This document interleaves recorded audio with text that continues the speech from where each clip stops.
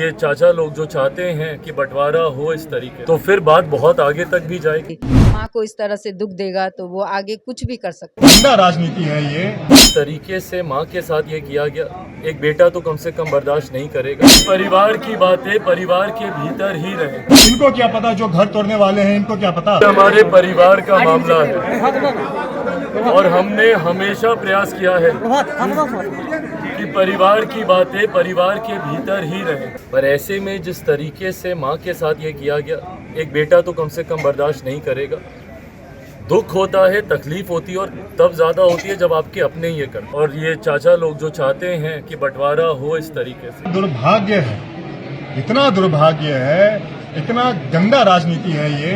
एक राजनीति लाभ लेने के लिए 2020 में भी हमने इस तरीके का आरोप देखा, इस तरीके की चीजें देखी। जब एक राजनीति लाभ लेने के लिए 2020 में किस तरीके से षड्यंत्र रचा गया या किस तरीके से नाटक किया गया, 5 साल बाद फिर से हम वही देख रहे हैं। क्या पता 2030 में ऐसा कुछ और हमें और देखने को मिल जाए।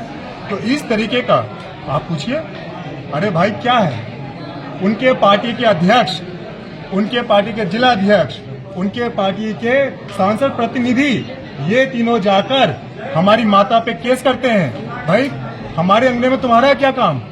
ये जब घर का मामला है, इनके पार्टी के लोग आकर थाने में जाकर एक महिला के ऊपर केस करते हैं, तो आप बताइए राजनीतिक लाभ कौन लेना चाह रहा है। ये बहुत ही शर्मनाक है। हमारे पिताजी ने जिस तरीके से घर को एक करके रखा, इनको क्या पता जो घर तोड़ने वाले हैं, इनको क्या पता।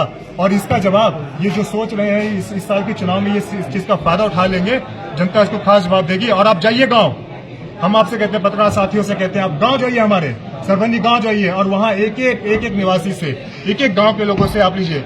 घर में झगड़ा हुआ पड़ोसी को पता नहीं है, लेकिन पटना के लोगों को पता चल गया कि भाई घर में झगड़ा हुआ है। अगर माँ का तबीयत खराब था तो आप डॉक्टर को लेके आते पटना से, पत्रकार साथियों को लेके नहीं आते। इससे साफ जाहिर होता है कि आपकी मंशा क्या है और आप क्या करना चाह रहे हैं। लेकिन यहाँ की जनता मूर्ख नहीं है। इलाज भी एक लोकल हॉस्पिटल से करवाया गया। अरे झोला छाप डॉक्टर ने किया है उनका इलाज। आप जब तबीयत खराब थी, आप जब पटना से मीडिया साथियों को ला सकते हैं, तो पटना से आप डॉक्टर को भी ला सकते हैं। आप जब यहाँ आए तो आप यहाँ लेके चले जाते हैं पटना में। ये सब दिखावा, अपने घर में जाते हैं कैमरा लेके जाते हैं, अपने घर में बैठते हैं कैमरा लेके बैठते हैं। ये क्या तरीका है? ये एक मजाक बन के रह गया है। और जो बड़े हैं इनको समझना चाहिए, ये बिग बॉस नहीं है। ये जो परिस्थिति है जो अभी जो आया है, ये क्या उस चिराग का कहना है, ये जो हुआ है क्या अच्छा हुआ? ये बंटवारा या जो भी बात हुआ, जो भी मतलब हुआ, ये हर घर में होता है, कोई नई बात नहीं है। यहाँ तक कि अंबानी तक के घर में हुआ है, कोई नई बात नहीं, नीचे ऊपर है। लेकिन ये तरीका गलत है ना, ये इस तरीके से जो मतलब हुआ ये गलत। वो ये बोला ऐसे नहीं होना चाहिए। मतलब माँ जो चाह रही है बंटवारा हो जाना चाहिए, इससे इनको शांति होगा, शांति से रहेंगी, तबीयत भी ठीक ना, ऐसे ही होते रहेगा। ठीक है।